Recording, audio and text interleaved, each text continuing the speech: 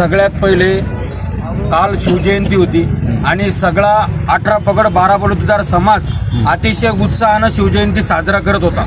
आम्ही सगळेच भैया असतील, मी असेल, वेगवेगळ्या कार्यक्रमात आम्ही शिवजयंतीच्या कार्यक्रमात बाहेर होतो। परंतु आम्हाला बाहेर असताना कॉल आले कार्यक्रमात की आपल्या कमानीवर असा असा प्रकार घडतोय आणि तिथं मुलं येऊन आंदोलन करताय। मी ज्यावेळेस तिथं पोहोचलो, भैया आम्ही जेव्हा पोहोचलो, आम्ही त्यांच्याशी चर्चा केली।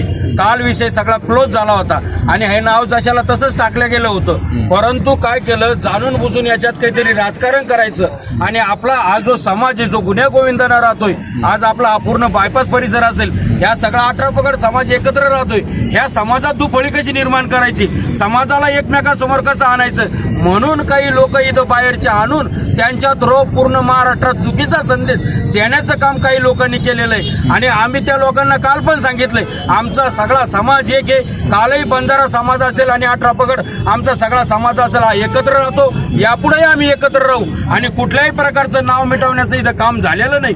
आजपर्यंत भैयांनी तुम्हाला त्यांचं कार्य सांगितलंय, सेवालाल महाराज मंदिर असेल, हा सेवालाल वसंतराव नाईक चौक असेल, या सगळ्यामध्ये त्यांचा सिंहाचा वाटा आहे आणि यापुढे देखील बंजारा समाजाला त्यांनी नेहमी सहकार्य केलं, यापुढेही ते करत राहतील। आणि बंजारा समाजामधील त्यांचे सगळ्यात जास्त मित्र त्यांचे आहेत, आमचे आहेत। आमचं एवढंच म्हणणं आहे, त्या चुकीच्या ज्यांना कोणी तो व्हिडिओ टाकलेला आहे, ते चुकीचा व्हिडिओ कोणी प्रसारित करू नये, तो तात्काळ त्यांनी डिलीट करावा आणि आपलं हे जे प्रकरण आहे याच ठिकाणी थांबावं आणि सगळ्या समाजाला एकीचा संदेश यापुढे जाऊ द्यावा, हीच आम्हाला या ठिकाणी सांगायचं। आप्पासाहेब मागे बढो।